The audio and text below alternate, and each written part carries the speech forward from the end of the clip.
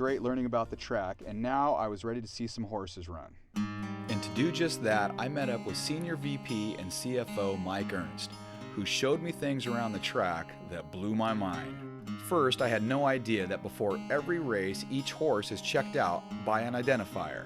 Mike introduced me to Diane Piper, who's been doing this for a while now. This is my 33rd year. I started out as an assistant, so I was younger then. An identifier checks each horse to assure that it's the correct horse set to run. The main mark she looks for is a tattoo. This is the copy of the registration certificate markings, and the registration number becomes part of the tattoo. Where's that tattoo at? It's on the upper lip. Pretty cool, but our next stop was even better. Mike took me out to the paddock where the horses set to race meet up with the owners and their jockeys. These horses were amazing and beautiful. Speaking of beautiful, next Mike introduced me to jockey sensation Chantel Sutherland.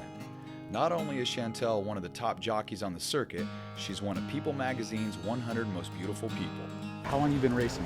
11 years. How did that happen? My dad always had thoroughbred horses, and I grew up on a farm, and we had horses and cows, and definitely a farm kid.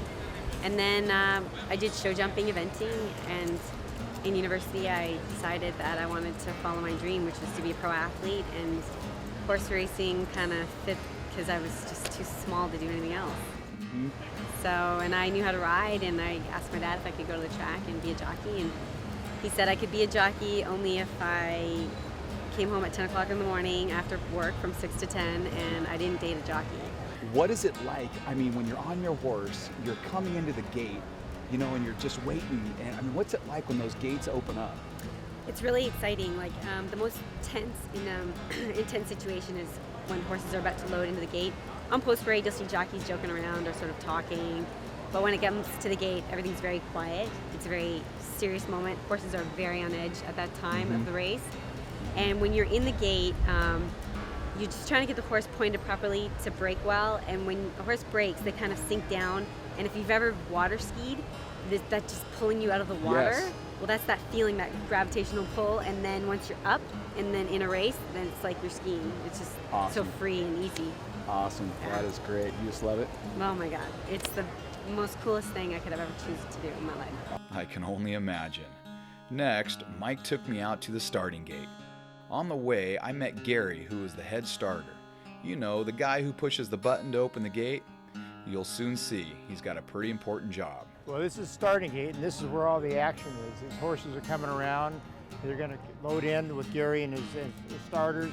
They're padded, you see. We padded all the way around because these horses are excited. It's game day, Sometimes they're rear up, so we got it all padded, and these horses are really excited to run, and they're jumping around. The jocks are getting set, and Gary's listening to his assistant starters, and when everyone's all set, he'll push the button, the gates will fly open, and it's about 10 seconds of real excitement. This is Keel right here. This is the hardest job in the whole racetrack. You see he's pretty well loaded up here. He's got his flak jacket, his helmet.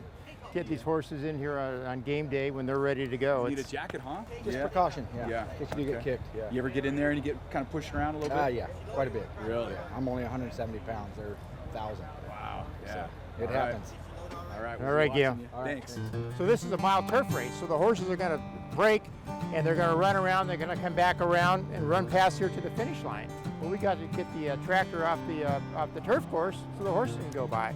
So we keep that tractor very well tuned so we can pull it off. But just in case it stalls, we have another tractor back up there, which is the backup tractor. Okay. Fortunately, it's never happened. I've only seen them practice it, but we're prepared. Listen to Gary will be talking to his fellows back and forth. They'll call him boss. He'll say, 1 out, boss, 1 out. No good, boss. And as soon as it's all quiet, he'll put his hand behind his back and press the button. He doesn't let the jockey see when he's about to press the button, so they can't get the jump. Look how the whole gate starts shaking when the horses. No kidding. This horse is just fired up right now. Hang in there, Mikey. Okay, now we got to get this gate off the turf course. You can see they're putting the boards underneath so the tire tracks don't make a rut in the turf course. Okay, gates off the turf course. Putting the rail back on the turf course.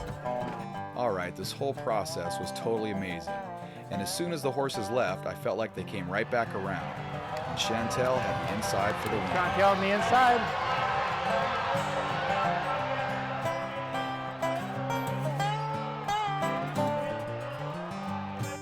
Hanging out with Mike was great. He is one cool dude.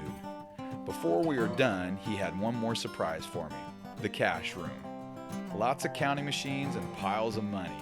They even let me hold a little. Each brick weighs about 2.2 pounds, so you're going to be weighing about 22 pounds. We're going to put your hand there so you can see all those. There you go. There you go. That's $1 million. Holding $1 million. $1 million. Wow. $1 million never felt so comfortable. $1 million. I have. Amazing. Some people say it has a smell of money. I don't smell it anymore. I haven't. You know. Smells good. Smells nice. I think it's obvious. My time at the track was awesome. It was an afternoon filled with the perfect amount of relaxation and excitement.